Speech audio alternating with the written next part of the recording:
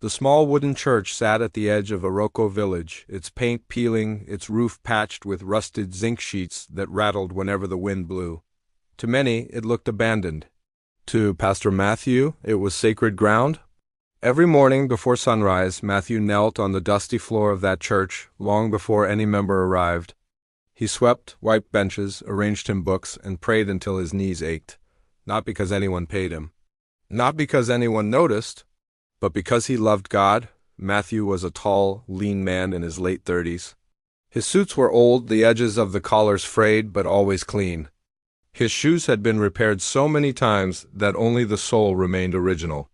Yet, whenever he stood behind the pulpit, his eyes burned with quiet fire. "God is faithful," he would say, and he meant it.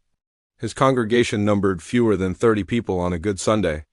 Mostly elderly women, a few struggling farmers, and children whose parents rarely attended. No choir, no keyboard, no media team, no offering baskets overflowing. Sometimes the entire offering for Sunday could not buy a loaf of bread. Still, Matthew preached as if he were addressing a stadium. At home, life was even harder. Their house was a small 2-room structure with cracked walls and a leaking roof. When rain fell, Grace placed buckets around the room like sentinels guarding against drowning. Grace was Matthew's wife of 12 years. She had once been vibrant and hopeful, with dreams of being a pastor's wife who would travel the world. Now she sold vegetables in the market. They had 3 children: Samuel, 11 years old, quiet and responsible; Daniel, 8 years old, playful and curious; Ruth, 5 years old, gentle and always singing. Despite their poverty, Matthew insisted on family devotion every night. They sat on a worn mat. They sang. They prayed. They read the Bible. Sometimes Grace joined with enthusiasm.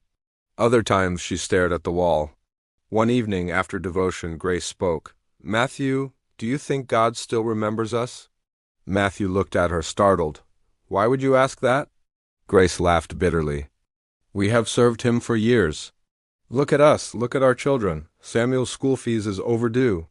Ruth's shoes have holes. Other pastors are buying cars, building mansions, traveling abroad." Matthew held her hand. "Grace, ministry is not a business, but pastors are prospering," she snapped. He sighed. Some are. Some aren't, but obedience is success to God." Grace pulled her hand away. "Easy for you to say. You're not the one being mocked in the market. They call me pastor's wife that looks like church cleaner." Matthew felt pain stab his heart. He had prayed for breakthrough. He had fasted.